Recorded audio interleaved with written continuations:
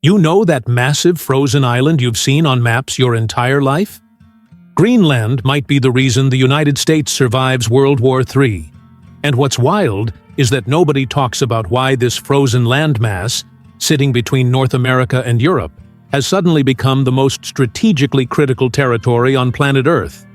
By the end of this video, you'll never look at the Arctic the same way again. Most people think Greenland is just ice and a handful of fishing villages. That's exactly what makes this so terrifying.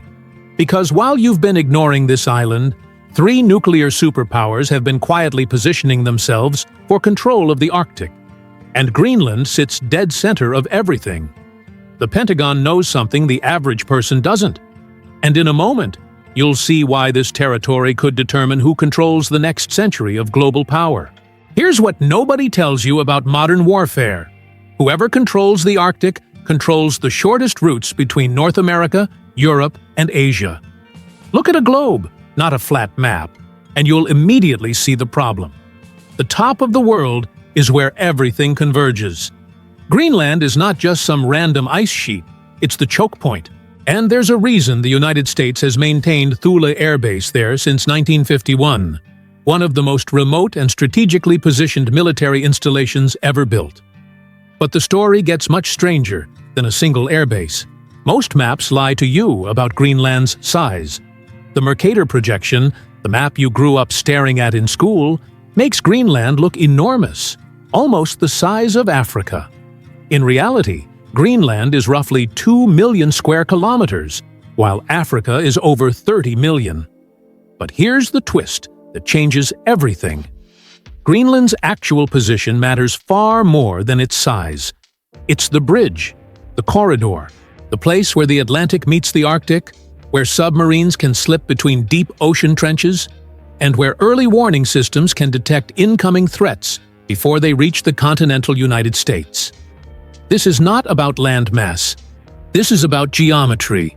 And in warfare, geometry is everything. Now, here's where it gets darker. Russia has been rebuilding Soviet-era military bases across its Arctic coastline at a pace that should terrify anyone paying attention. We're talking about new airfields, radar installations, and ports specifically designed for nuclear icebreakers and submarines. Meanwhile, China, a country with zero Arctic territory, has declared itself a near-Arctic state and has been investing billions into polar research stations and shipping routes. You might wonder why a nation thousands of kilometers from the North Pole suddenly cares so much about ice.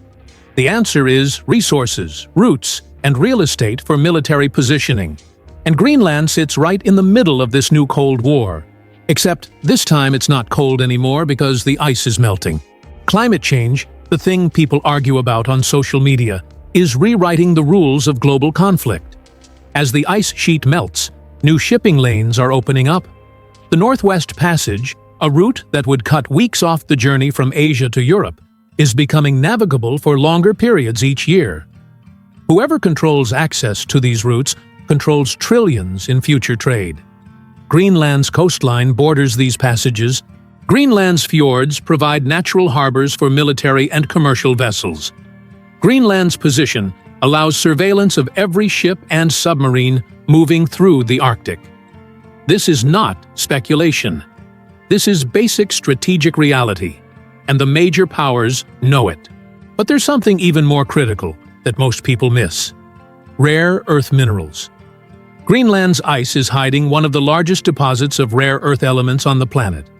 These are the materials you need to build everything from smartphones to missile guidance systems. China currently controls about 90% of the global rare earth supply, which gives Beijing leverage over every advanced military on Earth. If Greenland's deposits become accessible, and they will as the ice recedes, suddenly the United States has a potential alternative source right in its backyard. The geopolitical implications are staggering.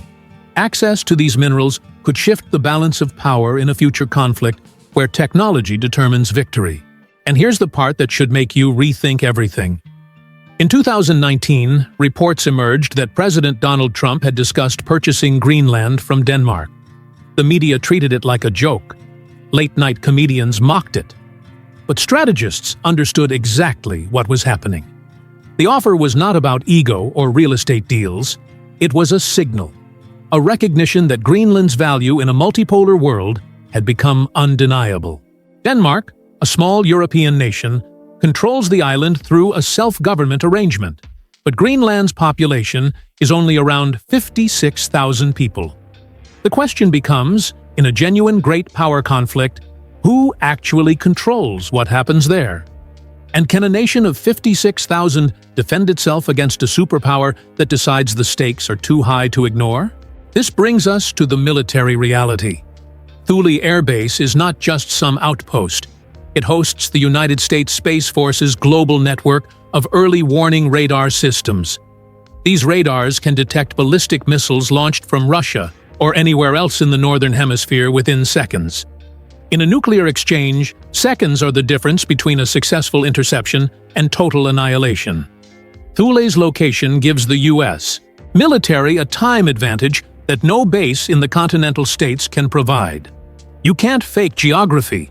You can't move Greenland south. Its position is permanent, and that permanence is worth more than aircraft carriers. Now, let's talk about submarines, because this is where things get truly wild. The Arctic Ocean has unique acoustic properties. The ice, the cold water layers, the depth variations create an environment where submarines can hide more effectively than almost anywhere else on Earth. Russian and American boomers, ballistic missile submarines carrying enough nuclear firepower to end civilization, patrol these waters constantly. Greenland's coastal waters and the gaps between Greenland, Iceland, and the United Kingdom, known as the Gjök Gap, are critical choke points for submarine monitoring. If Russian subs want to reach the Atlantic undetected, they have to pass through areas the U.S. Navy monitors from Greenland and Iceland. Control of Greenland means control of the undersea battlefield, and in modern warfare, that battlefield might be more important than anything happening on land. Here's the twist nobody prepared you for. Greenland itself is waking up. The population, primarily Inuit, has been pushing for independence from Denmark. They want control of their own resources, their own future, their own foreign policy. In a stable world, that's a reasonable aspiration. But in a world where superpowers are circling the Arctic like sharks, independence could mean vulnerability. Because if Greenland becomes a sovereign nation with no military and no major alliances, what happens when Beijing offers them a billion-dollar infrastructure deal? What happens when Moscow suggests a mutual defense treaty? Suddenly, the island that gives the United States its strategic advantage could be offering port access to its rivals. This is the nightmare scenario Pentagon planners lose sleep over. And there's more. Climate change is not just melting ice, it's melting the entire framework of Arctic sovereignty. For centuries, the ice made most of Greenland inaccessible and worthless. Now, as temperatures rise, previously frozen areas are becoming habitable, extractable, and exploitable. New towns could be founded. New mines could open. New military bases could be constructed in places that were solid ice a generation ago. The Greenland of 2050 will be radically different from the Greenland of 2000. And whoever positions themselves now, whoever builds the infrastructure and relationships now, will control that future. The United States knows this. Russia knows this. China knows this. The only people who don't seem to know are the general public, scrolling past headlines about melting glaciers without connecting the dots. Let's zoom out for a second and look at the bigger picture. In World War III, if such a nightmare ever happens, the conflict will not be fought the way previous wars were. There will be cyber attacks, space-based weapons, hypersonic missiles, and autonomous systems. But geography still matters. In fact, geography might matter more than ever because certain positions are irreplaceable. You cannot move an island. You cannot relocate a radar station thousands of kilometers without losing its coverage. Greenland's position at the top of the Atlantic, watching over the Arctic, adjacent to North America, within striking distance of Europe, makes it a fulcrum. Tip the balance here, and everything else shifts. Lose Greenland, and the United States loses its eyes on the Arctic, its early warning buffer, its access to critical minerals, and its ability to monitor submarine movements. That's not a minor setback. That's a strategic catastrophe. But here's where the human element comes in, and this is important. The people of Greenland are not pawns.